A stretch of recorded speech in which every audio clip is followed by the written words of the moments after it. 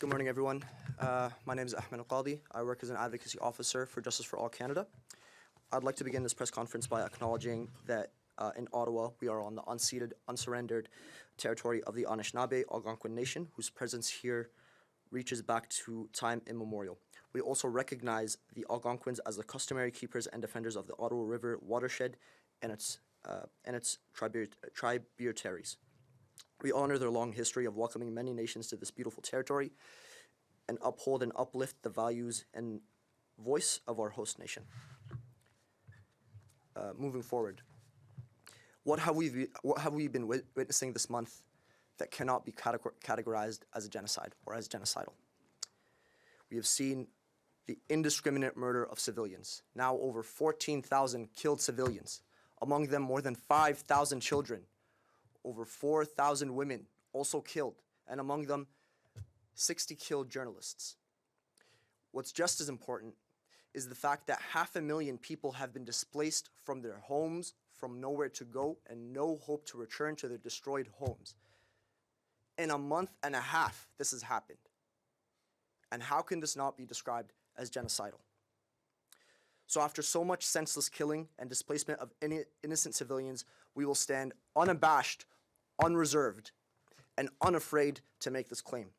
It is the cold, hard truth. Today, we're merely echoing the voices of tomorrow when we as a nation, and specifically our leaders, look back on this and say, we should have never let this happen, that they regret letting this happen, and say the famous words, never again. And these words that carry meaning, that should carry meaning, but mean little to our government, clearly, because they have allowed this to happen. They have not worked with international partners to secure an immediate ceasefire. And right now, as a nation, we can continue to either let this happen, ignore the fact that we are witnessing a genocide unfold right before our eyes and allow further civilians to be murdered, or we can accept it and work towards a path of justice and peace. These weeks, we have seen horrible images of children so severely wounded by bombs and explosives that their flesh has been torn from their bodies and their bones are visible. And this is courtesy of the indiscriminate, violent campaign of bombing brought to you by the Israeli government. What's worse is that the medical situation in Gaza right now is an absolute crisis.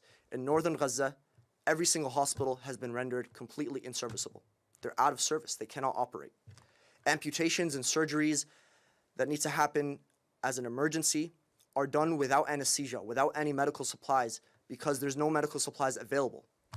And if we think that just because right now there is a 4-day truce that people will not continue to be killed, that is false.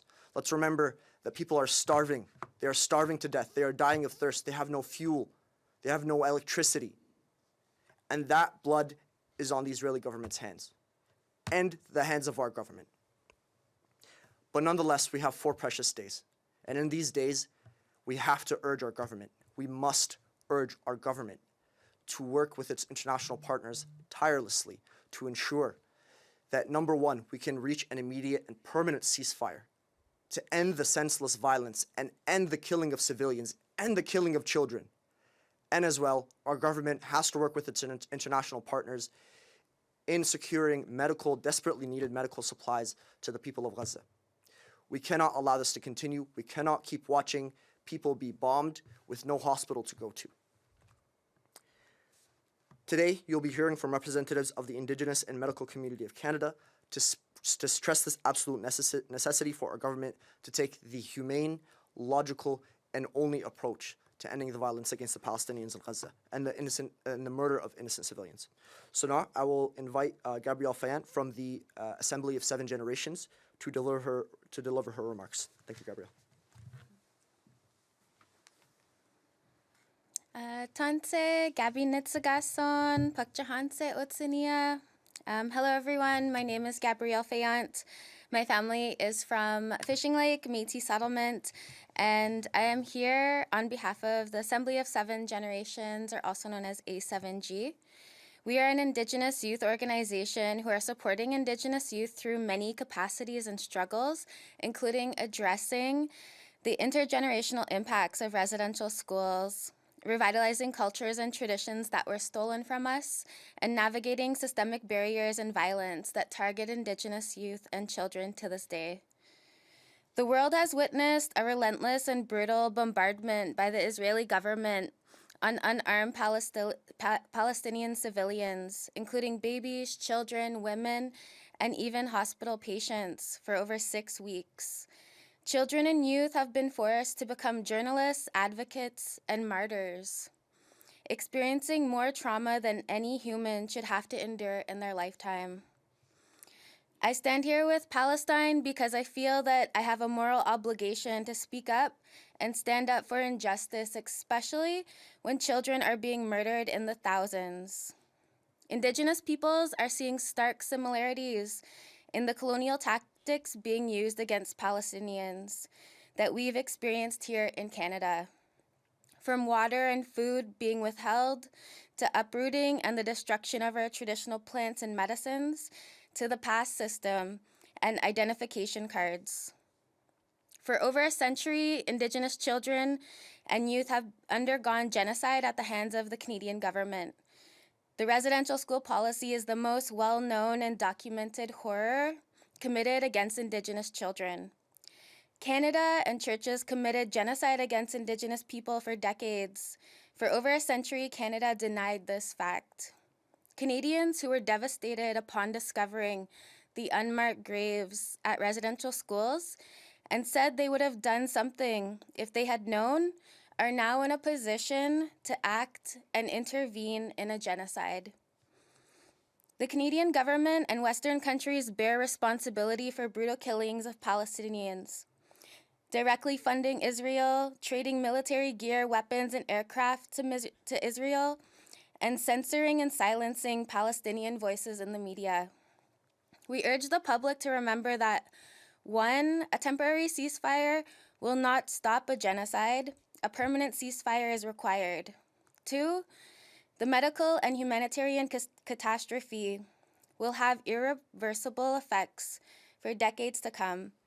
Palestinians who have not died from direct impact are still fighting through starvation and disease. 3, Canada has an international legal obligation under the UN Convention of the Prevention and Punishment of the Crime of Genocide, the UN Convention on the Rights of the Child, and the UN International Covenant on Civil and Political Rights, and other international conventions. We call on all Canadians to continue their pressure on all levels of government, to continue divesting from companies that are funding this genocide, to continue sharing the truth about what is happening to Palestinian people with their networks. Advocates who will stand firm in their calls for peace, justice, and humanity are needed now more than ever in the face of seeing killings and brutality and greed. Exe, Ai, thanks for having me.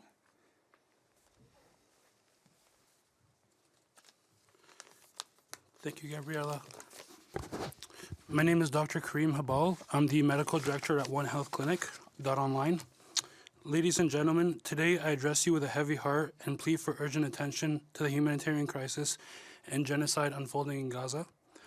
The images of suffering and destruction are not distant scenes. They're stark reality that demands our collective empathy and action. As a nation that values peace, justice, and human rights, it's our duty to stand up against the atrocities occurring in Gaza. Innocent civilians, including children, are facing unimaginable hardships, caught in the crossfire of conflict. The humanitarian crisis is worsening day by day with limited access to essential food, water, and medical care. Canada has a proud history of advocating for peace and diplomacy on the global stage.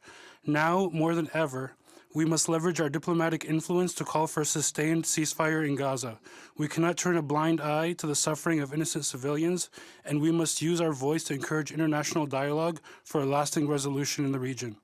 Furthermore, our government must intensify its commitment to providing humanitarian aid to the affected people of Gaza.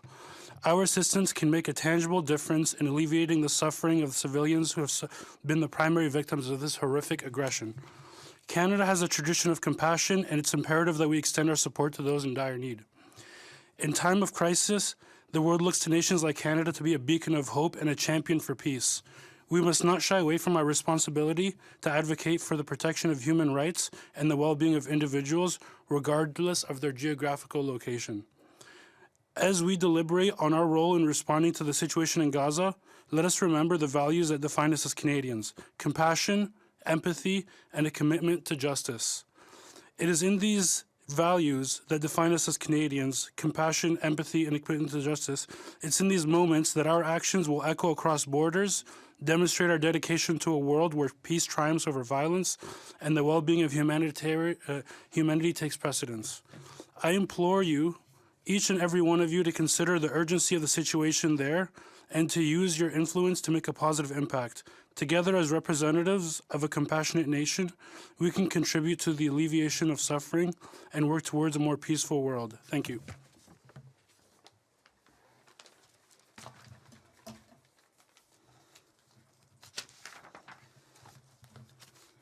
Good morning. My name is Dr. Fahamia Koudra. I am here as a physician representing the Canadian Healthcare Worker Alliance for Gaza and as a board member of Human Concern International. I start with a quote from a courageous human being.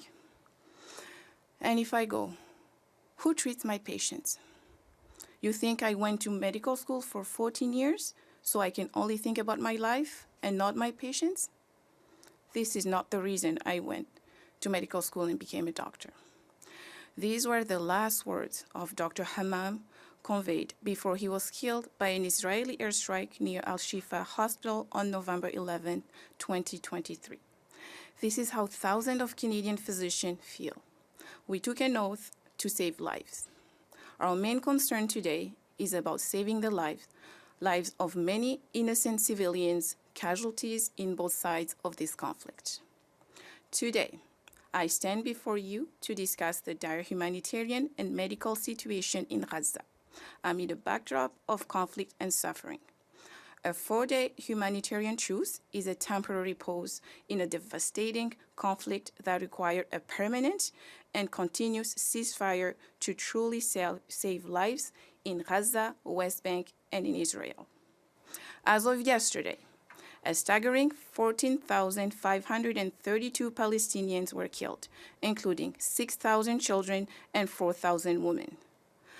Over 35,000 injured and at least 6,800 missing. Each hour, Gaza witnesses 15 killed by bombardment and the destruction of 12 buildings. These are not just numbers. 1.7 million are internally displaced. Winter is coming, and there is no sanitation or water.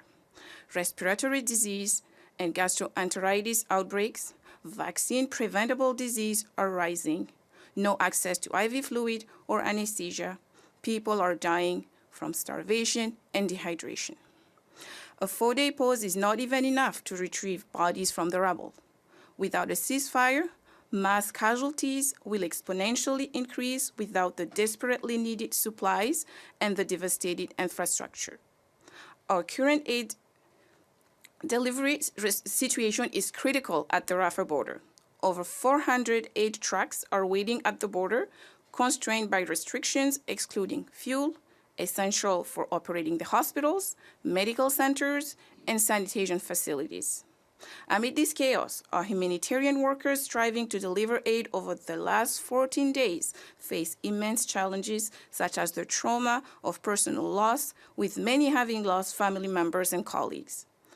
So, two small hospitals in the north of Gaza, one in the city of Gaza and another in Beit Lahia, are estimated to be partially operational and admit patients. The remaining 22 are out of service. Of the 11 medical facilities in the south, 7 are currently functional. Only a fraction of hospitals are operational, with the bed capacity reduced from 3,500 to 1,400. During the upcoming 4-day pause, our teams will be focused on delivering aid to the most vulnerable, such as the children, the women, the disabled, and the seniors. In Canada, many Palestinian Canadians have family remaining in Gaza. They are left without clear answers on safe evacuation. Healthcare workers and grassroots teams in Canada are working countless hours providing free medical support to civilians and health allies in Gaza, as well as to the devastated families here in Canada. HCI and the Canadian Health Care Work Alliance for Gaza are calling for a decisive action from the government. We make a heartfelt request to His Honorable Prime Minister Trudeau to advocate for a permanent and definitive ceasefire, the opening of a humanitarian corridor, the protection of hospital staff, patients, and civilians from bombardment, condemnation of the indiscriminated destruction of healthcare infrastructure in Gaza, and respect for freedom of expression and safety of healthcare professionals and students voicing concerns for Palestinians in the workplaces. Thank you.